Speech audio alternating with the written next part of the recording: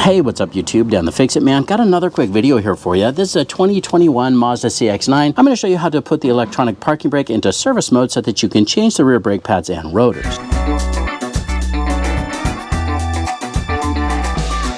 Now this vehicle is really easy to put into service mode without a scan tool, and you don't have to take that parking brake motor off. So all you need to do is have the key with you, press the start stop button twice, and that turns the ignition on. You can see that the lights are on here, but the engine is not on. Now don't step on the brake when you're doing this. Now if the parking brake is on, you're gonna wanna release the parking brake. Ours is already off. So we're just gonna step on the accelerator pedal and push down on this button. And then I'm gonna cycle the start stop button 3 times, which will turn the ignition off and back on.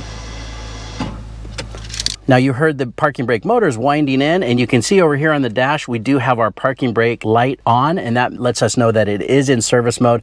All right, and then I'm just gonna power this off, so now we can go change the brakes. Now, if you need a video on how to replace the pads and rotors, I'll get a link in the description. Once you're done replacing the pads and rotors, all you need to do is take it out of service mode, and I'll show you how to do that. To take it out of service mode, we're gonna do kind of the same thing, but rather than push down on this button, we're gonna pull up. First, turn this on by pressing it twice. You can see the parking brake light is still lit up here on the dash. So now I'm gonna do the same process, but I'm gonna pull up while I press on the accelerator pedal and then press the start stop button 3 times.